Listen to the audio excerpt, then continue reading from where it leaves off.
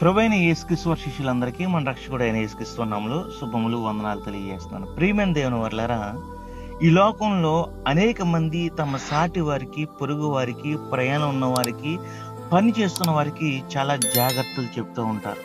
అలాగే సంఘములున్న పెద్దలకు, అధ్యక్షులకు, కాపరులు కూడా దేవుడి జాగ్రత్తలు చెప్తున్నాడు.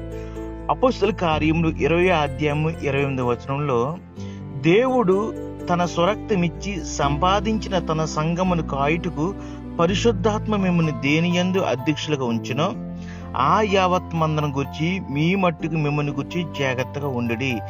దేవుడు ప్రభువైన యేసుక్రీస్తు వారు తన స్వరక్తమిచ్చి మనందరినీ కొన్నాడు, సాతాను చేతిని విడిపించాడు, విమోచించాడు. అటువంటి సంఘాన్ని కాచి భద్రపరిచి ప్రభు కొరకు సిద్ధపరిచే బాధ్యత సంఘంలో ఉన్న పెద్దలకు, అధ్యక్షులకు, కాపర్లకు పరిశుద్ధాత్మ దేవుడు ఇచ్చాడు. తమ విశ్వాస పరిమాణాన్ని బట్టి కృపావరములు పంచి ఇచ్చాడు. సంఘాన్ని భద్రపరచడానికి, క్రీస్తు పోలికలోనికి మార్చడానికి. కాబట్టి సంఘము ఎవరిదంటే దేవునిది. ఇది నా సంఘము, మా నాన్న సంపాదించాడు, మా తమ్ముడు సంపాదించాడు అని చెప్పడానికి వీల్లేదు.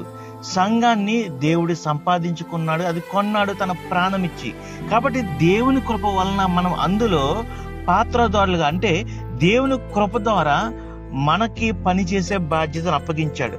ఆ బాధ్యతను నిర్వర్తించడం విషయంలో చాలా జాగ్రత్తగా ఉండాలి ప్రియులారా. ఎందుకంటే సాతాను గొర్రె చర్మం కప్పుకున్న తోడేల వలె సంఘంలో ప్రవేశించి అబద్ధ బోధలు ప్రవేశపెట్టి, ఆచారాలు ప్రవేశపెట్టి, సంఘాన్ని పాడు చేసి బలహీనులను గాయపరుస్తూ అనేకుల్ని నరకానికి తీసుకెళ్లిపోవాలని ప్రయత్నాలు చేస్తున్నాడు సాతాను.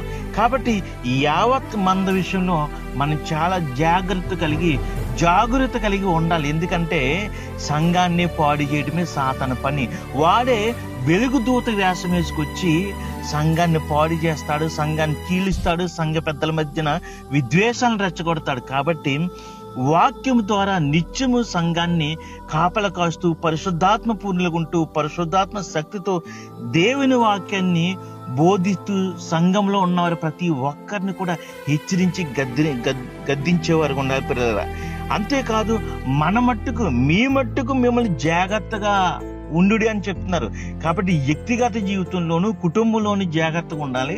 సాతాను చొరబడడానికి ఏమాత్రం అవకాశం ఉండకూడదు పిల్లరా. కాబట్టి ఎల్లప్పుడూ కూడా మనం సరి చేసుకుంటూ, సంఘాన్ని సరిచూస్తూ చక్కగా కాపలా కాసేవారిగా ఉండాలి. ప్రభువు వచ్చినప్పుడు తగిన ప్రతిఫలము ఆయన ఇస్తాడు.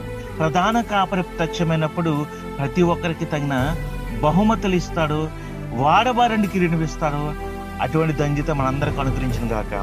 ఆమేన్. అందరికీ వందనాలండి.